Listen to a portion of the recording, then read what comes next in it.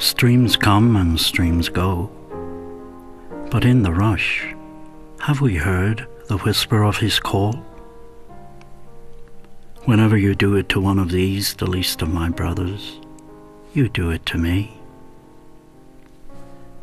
Africa, so far away, so far, we say. Distance makes us indifferent, our great cop-out on the Christian commitment. I am thirsty.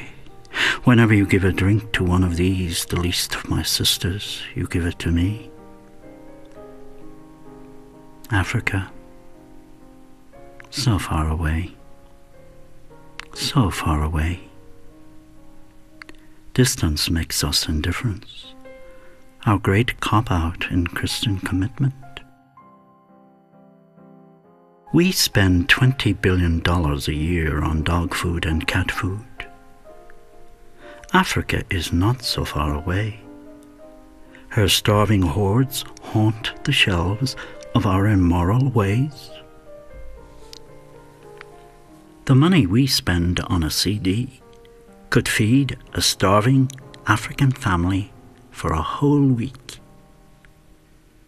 It takes 27 pounds of grain to produce 1 pound of beef protein. And yet 2/3 of all Africans cannot afford a nutritionally adequate diet. They cannot afford the grain we feed our cattle. We consume 46% of the world's non-renewable goods, goods which must come from our common earth. And so, whether we like it or not, technology forces us into interdependence. Our technology pollutes the environment of the earth. Consequently, we are linked to our brothers and sisters across the sea in a negative way by our misuse of the earth's resources. Trees exhale oxygen, and so we are linked to our fellow man in other lands, because most of the oxygen produced on Earth comes from the jungles of the Amazon. Independence, then, is an empty dream. Our very survival depends upon our interdependence. And so global reconciliation is no longer an option. It is now a necessity. But 15 mammoth corporations control the wealth of the world. And they are not about to relent from making the poor the pawns of their power. Sociologists tell us the only thing the rich have going for them is the patience of the poor. But how long, O Christ? How long?